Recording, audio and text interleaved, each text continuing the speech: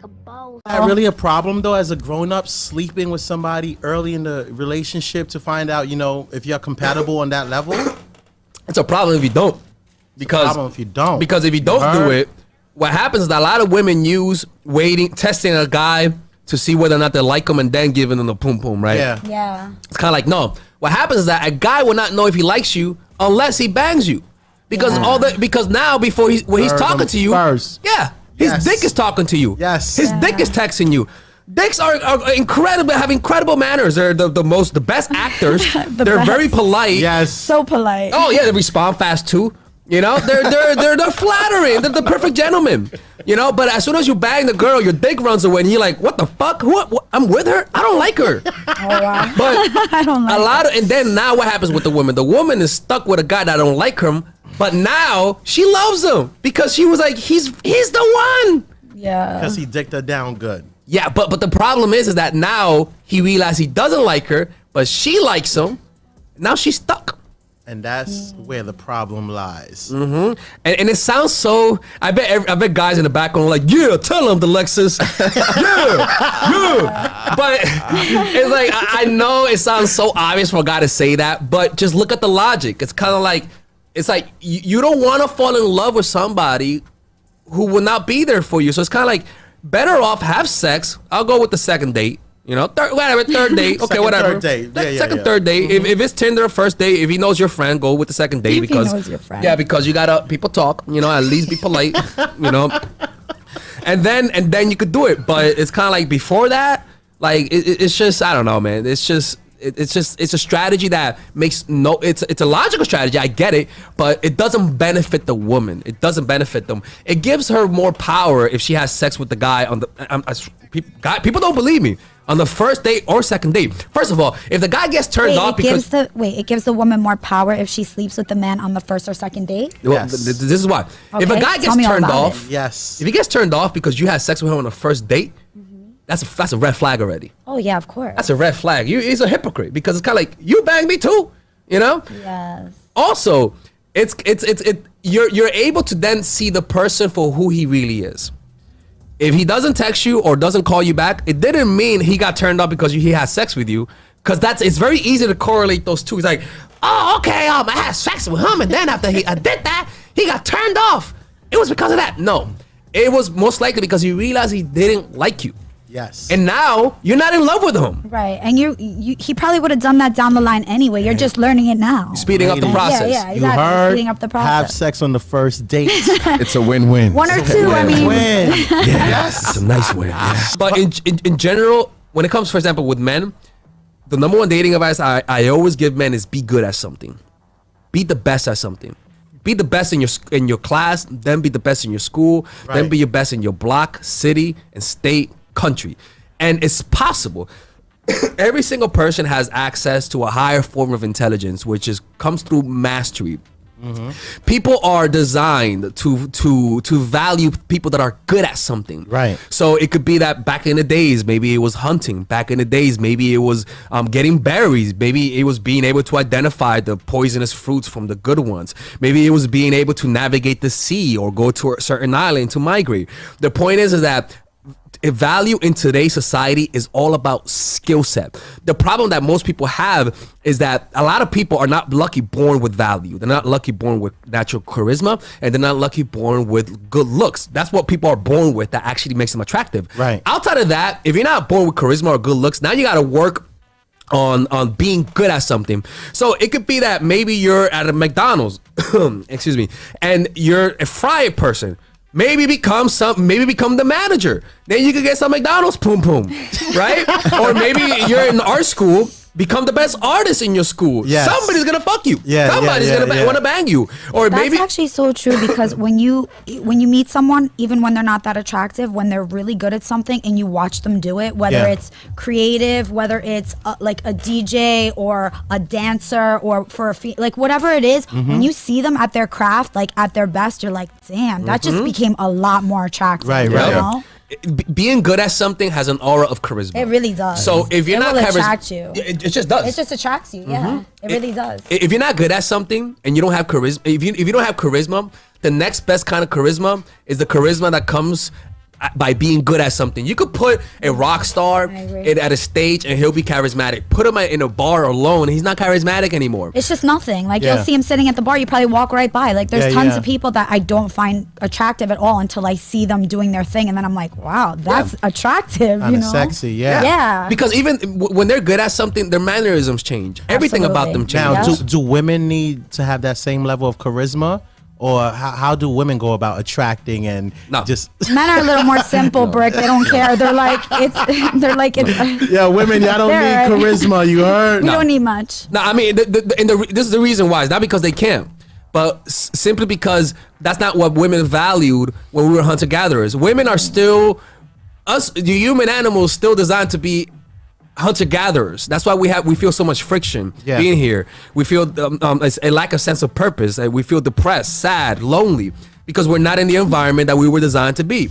You know, it's like a whale. It's like a whale in a pool. Their fins are gonna fall down. We metaphorically have our fins down. People who don't have a sense of purpose.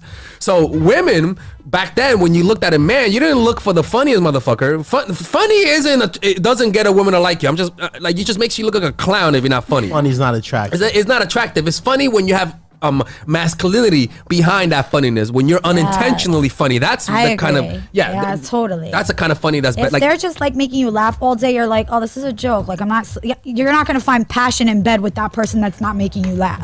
That's making you laugh all day, but they're just a jokester. But you know what? The real humor is in your value. When a woman likes you, you're funny to her. Yeah, that's true too. Like, you're right. I'll see a girl at class listening to a guy talking, just laughing. I'm like, he's not that funny, but she's funny to him because she's reacting to his value. Yeah, you know. But back then, women were designed to look for the guys who were most competent, who looked like that they could provide for the family, who could hunt, who had the wisdom to maybe find certain things. So they're still that same animal. They're still that same animal. And a lot of people think that women are just different right now, that you gotta look a certain way. No, I can promise you, you can look like a bum, but if you're the best artist in your state and you're known as the best artist, Picasso was getting 20-year-old pum pum as an 80-year-old. Absolutely. Really? Yeah. Yeah. He had them fighting for him and stuff like that. So for men, man, just get good at something, man. Become leaders. For women, though, is having emotional stability. Nobody wants a psycho girlfriend. Well, depends what you want from her. So I hear you talk a lot about like, oh, women need to control their emotions. They need to be. So is it that we need to be less emotional, or we just need to control our emotions? Do we know when to, like, we need to know when to show the emotion and when not to, or like, what is it? Break it down for us. First of all, it's not that you got to control women. When I say you got to control your emotions. No, I mean women need to control their emotions is what I'm saying. Well, but it's because some people might listen to that and misconstrue it. Oh, the reason why I say control your emotions is because it changes what you see in a guy. It colors the way you see a guy.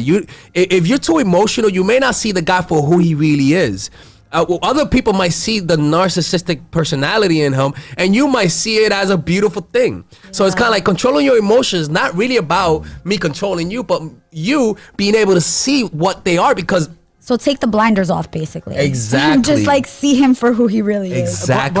Not for like the emotional attachment, like, oh, but I'm so in love with him. Nah, take a look, girl. But how do women do that? Like, how do they control their emotions? Well, I can.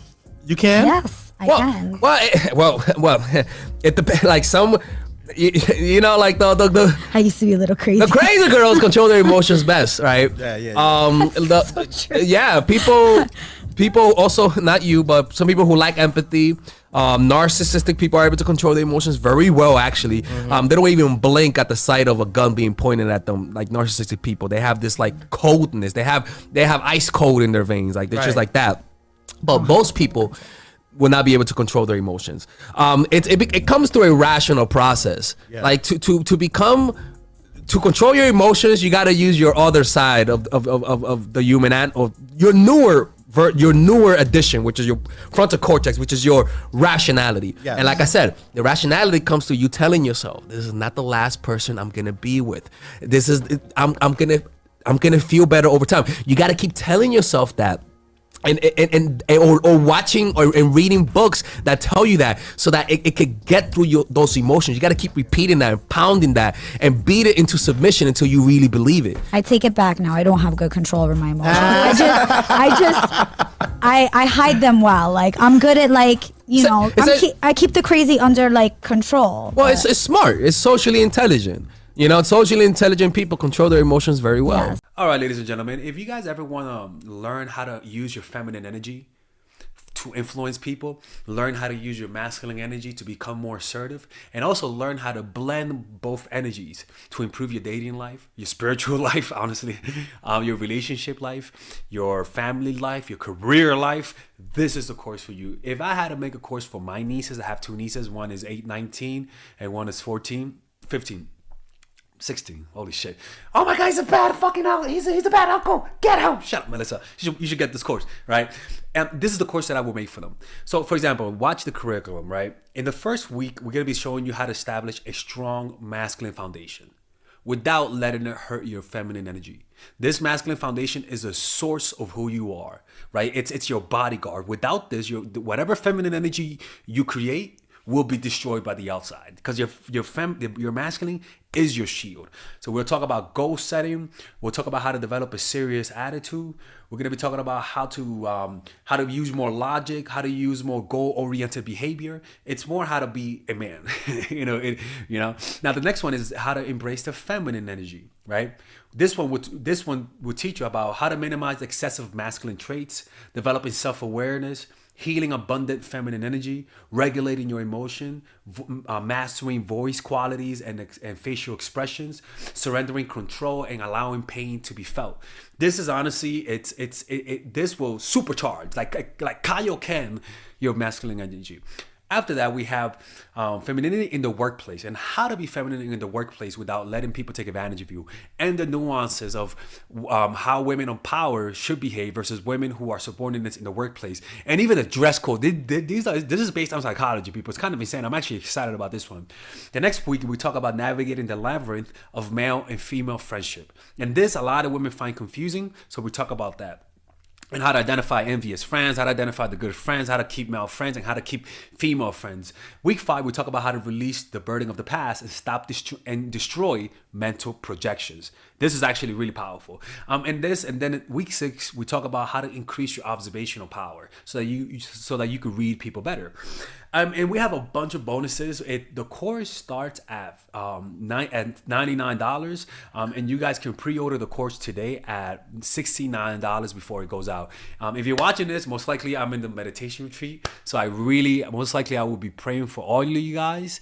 And just click on the description down below of the video. Right there, you'll see it, and you could pre-order that course. It's gonna be out by the end of next month or the beginning of February of March. One of the two, people, because I have a 10-day retreat to do, and I want to finish the course after the retreat, because I think the ideas are gonna be so much better. All right, man. I'll see you guys later. Pre-order, man. Oh, I'm closing the channel.